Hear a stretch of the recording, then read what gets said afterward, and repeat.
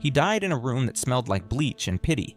No visitors, no flowers. A screen full of numbers that forgot his name. Then silence. When he opened his eyes again, he wasn't under white lights. He was upright, heavy, and cold, sitting on a throne carved from dark stone in the middle of a forest that shouldn't exist. The air thrummed, the trees held their breath, and out of that hush stepped a girl he knew and didn't, silver hair, calm eyes, the kind of smile that says everything is under control. In the old world, she was just a beloved unit from a strategy game he played to escape. Here, she knelt. "My king," Atou said. He looked down at his hands and saw shadow bleed from his fingertips like ink in water. The forest trembled. The title King of Ruin pressed against his ribs like a second heartbeat. Everyone else would call him evil. He had no idea yet that he would spend the rest of his life trying to prove them wrong. He didn't ask why he looked like a silhouette. He didn't ask if this was a dream. He asked how to start. Atou tilted her head, pleased. "We build," she said. "We always build." That was the first quiet promise, but the world he woke into didn't play fair, and the label carved into his throne wasn't just a title, it was a trap. The moment he stood, the forest decided to test him. They found the Dark Elves by accident, or maybe it was the other way around. Hollow-eyed, skin like dusk, too many children counting the ribs of the adults around them. They staggered through the trees, whispering about an ancient curse sealed in this very forest and a Shadow King who would unmake the world. They looked up, saw him, the mass of living darkness on a throne, and their leader dropped to both knees so fast the earth puffed dust. "We trespassed," he said, voice shaking. "Punish me, not the children." Takuto did the one thing they didn't expect. He reached into his inventory and pulled out the simplest, most dangerous weapon in any negotiation. Food, apples, sweet bread, a spill of berries vivid as blood. No contract, no oath, no price. The refugees froze, waiting for the hook and the kindness. There wasn't one. They cried, and then they ate. Mercy from a king called Ruin? The rumor machine hated that, but it made a rule of who he wanted to be. Law 1. The strong feed, the hungry, and the hungry contribute when they can. Kindness isn't a loophole, it's policy. Atou watched with a look you couldn't buy. Relief, pride, a sliver of worry. "Compassion is costly," she murmured later. "We'll have to earn it back." He nodded. He knew. That night, under a sky crowded with old stars, he added a second rule. No slavery, no souls for favors. In a world ready to call him monster, he would choose where the monster ended and the man began. But that wasn't the whole story. The forest had more secrets than rumors, and mercy doesn't protect you from math. Evil nations get a passive bonus in the books and a passive penalty in the hearts of anyone who sees them. Here, you could feel it.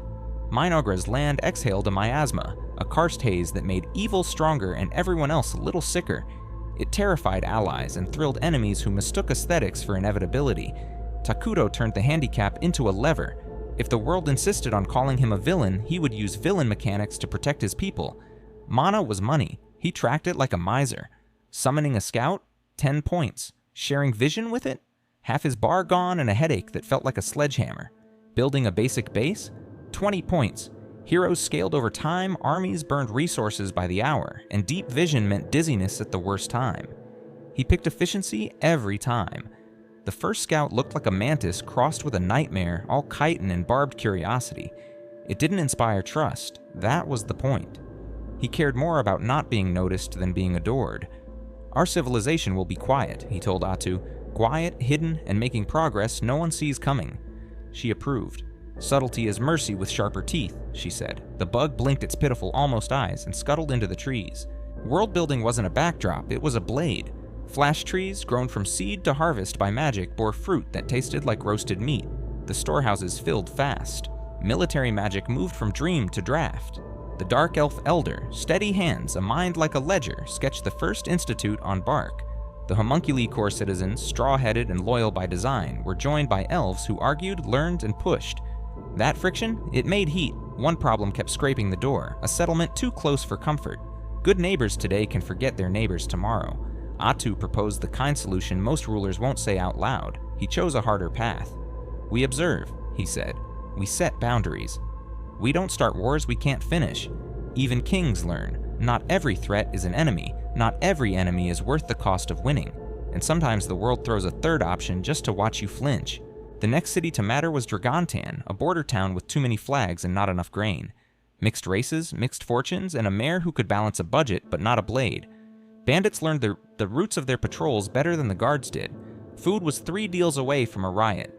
Takuto didn't send soldiers, he sent attendants. 2 girls who smiled like tomorrow could be better, and 3 plague doctor medics who looked like a morbid carnival act. It was a test. Could Minagra do diplomacy without setting the room on fire? The answer arrived with oily hair and a sales pitch. A merchant courted them with a product he called profitable, and everyone else called poison. A little plant, a little bliss, a little slavery inside the skull. He laid hands on the king's people. The room went cold. The medics did what medics do in Minagra: triage, fast, clinical, final. The mayor smiled with her mouth and trembled everywhere else. She understood. Peace with Minagra wasn't cheap grace, it was a contract. You don't hurt ours, we don't hurt yours. Break it, and there are no lengthy speeches about morality, only outcomes. Dragontan got trade, tools, recipes, a line of credit written in trust. The city also learned who exactly they had invited to the table. But that wasn't the whole story. You can choose peace all day, it takes only one crusade to choose war for you. The Holy Kingdom sent knights into the forest, mouths full of light and laws, swords practiced in the art of killing monsters that look like men. They found Atou first. You don't get warnings with her, you get decisions. Roots shook, the ground split, and the forest learned a new word for fear. The knights fell. The message was clear: we are not your monsters, we are our own. Then the world glitched. A witch wandered in with tabletop logic and a smile like a GM behind a screen. Her presence rewired the fight. Suddenly, the enemy followed scripted events, beats that didn't care about your grief, only about whether you showed up to watch. A flame general named Flamin didn't just torch the field, he forced the scene. Atou could wield 100 tactics and still lose to a line of dialogue she never wrote. And in the middle of that rigged performance, the person who mattered most stepped forward. A mother, hero at Takuto's side, a queen of chittering insects with a heart far warmer than her title, Isla. The event demanded a price. The witch rolled her invisible dice. The script said someone falls. Isla did what mothers do, she chose the girls. There are silences the world remembers. There are choices it tries to erase. The twins, children whose lives had been contorted by hunger and horror, made a decision that looks monstrous until you know the rules. In this world, legacy can be swallowed. They ate their mother's heart to carry her strength, not gore, inheritance. The witch called it tragic, then clapped for her own scene. The holy men called it proof of evil. The king didn't call it anything, he just made another rule. Law. 2. If the world insists on scripts, we will rewrite them. But grief rewrites you first. And when grief grabs the pen, it writes in fire. The demon lord didn't walk like a tyrant, he compiled like a program. His generals weren't just strong, they were mechanics in a skin. Inevitable freeze, unmissable flame, systems designed to make you lose slowly enough to admire the animation. The twins didn't wait for permission. One sister carried rot like a whispered curse, melting machines and men with a glance. The other carried forgetting like a storm, unthreading weapons from memory until enemies stood blinking at the knives in their hands like they'd never seen steel. They cut a path not out of cruelty but out of focus. This was a rescue mission for a past that wouldn't return. Takuto did what he does best. He studied. He found cracks in rules and pride. The demon lord's promise, conquer this world and win freedom, smelled like bait left in the wrong sun. He read the fine print anyway and made the worst vow a good man can make. If conquest brings our dead back, then we conquer. Not because he liked war, because love, twisted through systems, sounds a lot like war if you don't listen closely. Whispers followed Atou during this arc, claims that the witch had reached into her code and nudged a compass that shouldn't be nudged. Maybe rumor, maybe fact. What mattered was this. Loyalty in Minagra is not a spell. It is a choice, remade daily, teeth clenched against the cost. Atou chose over and over to stay. The demon lord laughed at all of them. He talked about gods and permissions, about how in this patch of existence you can't say certain names without the devs slapping your mouth. He learned the hard way that you don't need sacred syllables to end a tyrant. You need daughters who refuse to be written by someone else's hands. They broke his shield, the one only a true hero should pierce, and discovered a more useful truth. The world can't tell the difference between titles and intent when you push hard enough. But the witch wasn't finished and the script had one last insult. Flamin wasn't dead, he was triggered, a boss whose death scene loops and bamwoots until it eats what you love. Isla, already torn by the rules, wove a cocoon around the twins and took the explosion into her own body. She didn't say goodbye, she didn't have time, she had time for one last act. There's a ritual older than laws in Minagra, royal succession, not crowns, not signatures, heart to heart. Isla pressed that legacy into the twins with a request no one could carry without breaking. Live, not survive. Live. Eat joy like thieves, make mischief. Make art, disobey when obedience is cowardice. And when the world calls you evil for choosing your people over their applause, smile and keep going. She died without drama. The quiet ones usually do. Atou felt the cut like a physical thing. He did the worst thing a leader can do. He blamed himself. If he had said no, if he had forced patience, if he had admitted fear, a dozen ifs and a dozen lies. Atou returned from a battlefield of exploded generals and bad omens to find him standing under a tree he'd punched in half without meaning to. He could break the world with those hands. He hated that knowledge. He needed it too. He gathered his council. He did not scream. He did not weep. He stood like a cliff and took responsibility without theatrics. "This was my pride," he said. "My negligence, my fault. I will not make you pay for it." He looked at the twins, shaking but standing, and set the next law. Law 3. We do not apologize with blood, we fix. Fixing meant admitting a truth no hero tells out loud. Some goals are too big to be clean. If Ascension victory, that impossible win condition, was the only path to undo a death, then they would drag the world to the finish line and cash it in. Every empire would call them monsters while copying their methods. Every saint would call them damned while hiring mercenaries to do sacred violence in their name. Atou didn't flinch. He gave orders like a surgeon making the cut that saves the life and leaves the scar. Atou watched him and made a smaller promise beneath her breath. "If the script tries to take you too," she said, "I'll break the world first." But that wasn't the whole story. A nation is more than vows.